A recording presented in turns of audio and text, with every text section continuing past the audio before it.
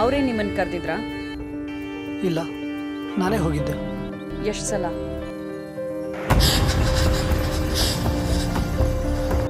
ಎರಡು ಸಲ.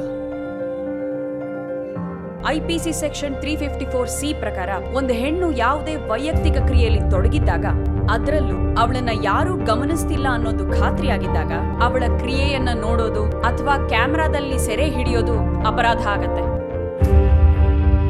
ಪತಿಯು ತನ್ನ ಪತ್ನಿ ತನ್ನ ಸ್ನೇಹಿತನೊಂದಿಗೆ ನಡೆಸಿದ ಲೈಂಗಿಕ ಕ್ರಿಯೆಯನ್ನು ಸೆರೆ ಹಿಡಿದು ಆ ಡಿವಿಡಿಯನ್ನು ನ್ಯಾಯಾಲಯಕ್ಕೆ ಸಾಕ್ಷಿಯಾಗಿ ಸಲ್ಲಿಸಿದಾಗ ಘನ ನ್ಯಾಯಾಧೀಶರಾದ ಮಿಸ್ಟರ್ ಅಲೋಕ್ ಆರಾಧೆ ಹಾಗೂ ಮಿಸ್ಟರ್ PGM ಪಾಟೀಲ್ ಅವರು ಆ ಪತಿಗೆ ವಿಚ್ಛೇದನ ಕೊಟ್ಟಿರುತ್ತಾರೆ. ಗುರುಪ್ರಸಾದ್ರವ್ರು ಹೇಳೋದ್ರಲ್ಲಿ ನ್ಯಾಯ ಇದೆ.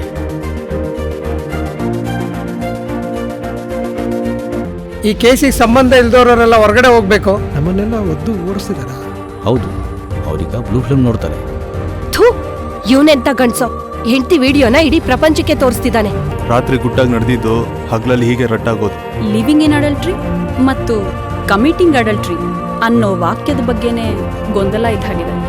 ಊರವ್ರ ಜೊತೆ ಎಲ್ಲ ಮಲ್ಗೋ ನಿನ್ ಮಗಳು ಒಳ್ಳೆ ಅನೈತಿಕ ಸಂಬಂಧದಲ್ಲಿರೋ ಪತ್ನಿಗೆ ಆಕೆಯ ಪತಿಯಿಂದ ಯಾವುದೇ ಜೀವನಾಂಶ ಪಡೆಯೋ ಹಕ್ಕು ಇರೋದಿಲ್ಲ.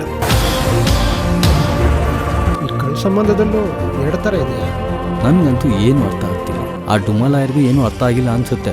ಸಿಂಪಲ್ ಕಂಡ್ರೋ, ಹೆಂಡತಿ ಬೇರೆಯವನ ಜೊತೆ ಬರೀ ಸೋಮವಾರ ಒಂದಿನ ಮಾತ್ರ ಮಲ್ಕೊಂಡ್ರೆ ಅದನ್ನ ಕಮಿಟಿಂಗ್ ಅಡಲ್ಟ್ರಿ ಅಂತಾರೆ. ಅದೇ ನೀನು ಸೋಮವಾರ, ಮಂಗಳವಾರ, ಬುಧವಾರ, ಗುರುವಾರ ಹೀಗೆ ದಿನ ಹೋಗಿ ಮಲ್ಕೊಂಡ್ರೆ ಅದನ್ನ ಲಿವಿಂಗ್ ಇನ್ ಅಡಲ್ಟ್ರಿ ಅಂತಾರೆ. ಆಗ ಹೆಂಡತಿಗೆ ಗಂಡನಿಂದ ಯಾವ ದುಡ್ಡು ಸಿಗಲ್ಲ.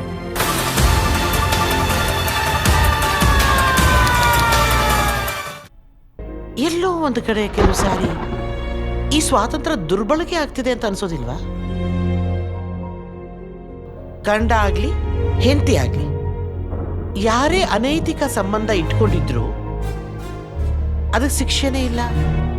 ಇಬ್ರು ತಮ್ಗಿಷ್ಟ ಬಂದವ್ರ ಜೊತೆ ಹೋಗ್ಬೋದು, ಕಾನೂನು ಪ್ರಶ್ನೆ ಮಾಡೋ ಹಾಗೆ ಇಲ್ಲ. ಹಾಗಾದ್ರೆ ಮದುವೆ ಅನ್ನೋದಕ್ಕೆ ಏನ್ ಅರ್ಥ ಇದೆ ರೀ?